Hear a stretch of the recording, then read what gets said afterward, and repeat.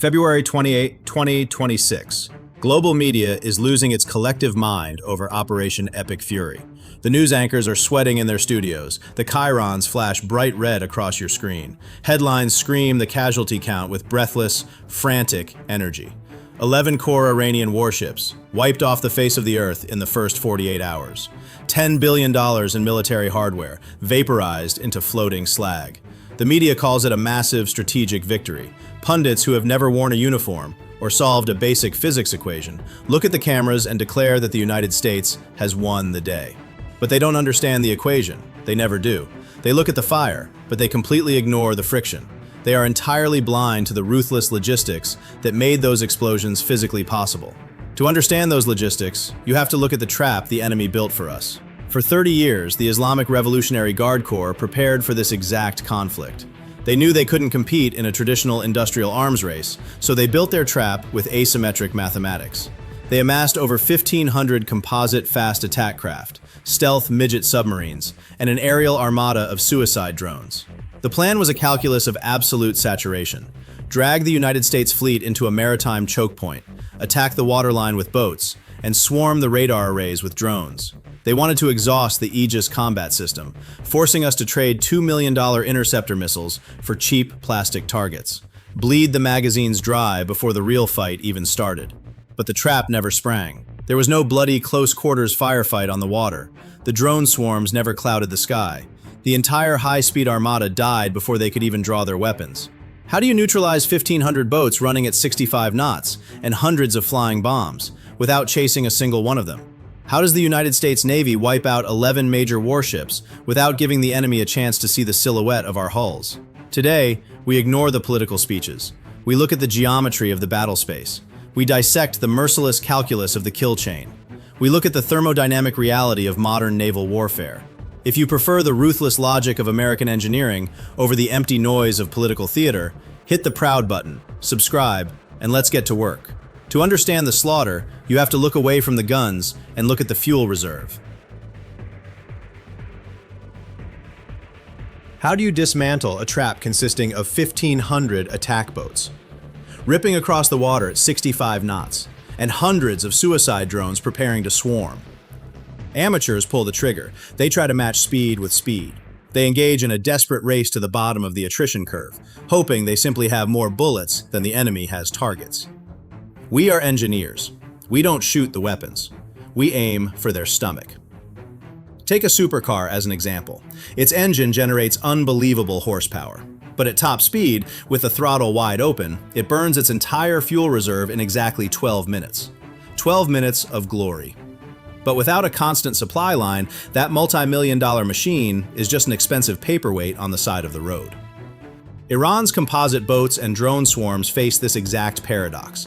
They have the speed and they have the volume, but they are absolute prisoners of physics. Pushing 65 knots on water is not like flying through the air. Water is roughly 800 times denser than the atmosphere. Think about driving a tactical vehicle at 60 knots and sticking your hand out the window. The air pushes back, but you can hold your arm steady. Now imagine sticking your hand out of a speedboat into the water at that exact same speed. The density of the water would snap your wrist instantly. That is hydrodynamic friction. Moving through water at 65 knots is a brutal, violent wrestling match against the ocean itself. To overcome that massive wall of water resistance, you need massive engines. Massive engines require massive amounts of fuel. Fuel adds weight to the hull. Weight pushes the hull deeper into the water, which in turn increases the surface area dragging against the ocean. It is a vicious, inescapable cycle of thermodynamic penalty. Because of this, the operational range of these fast attack craft is pathetically short. The suicide drones face the exact same physical constraint. To reach the United States fleet in deep water, those Shaheed-style munitions require heavy launch catapults and massive fuel reserves. They don't magically spawn in the middle of the ocean. For this two-tiered swarm to extend its tentacles into the open water, it must be chained to a logistical umbilical cord. Let's follow that cord. Look at the other end of the tether. You will find the INS Macron. It started its life as a commercial crude oil tanker. Now, it is 121,000 tons of double-hulled steel. It's a floating refueling hub, a lumbering ammo dump. It is the only beating heart keeping thousands of attack boats alive offshore, holding millions of gallons of marine diesel. Right next to it sits the IRIS Shahid Bagheri, another converted commercial behemoth, boasting a 787-foot angled flight deck. It is a floating hive, packed to the brim with hundreds of suicide drones, the launch pad for the aerial nightmare. These massive, slow-moving ships are the Achilles heel of the entire 30-year asymmetric strategy. Do the math. Kill the heart. The limbs rot. Sever this 121,000-ton stomach, and the energy equation collapses instantly. Sink the INS Macron, and 1,500 boats automatically stall out. Sink the 787-foot flight deck of the Bagheri, and hundreds of drones burn in their crates before they ever spin a propeller.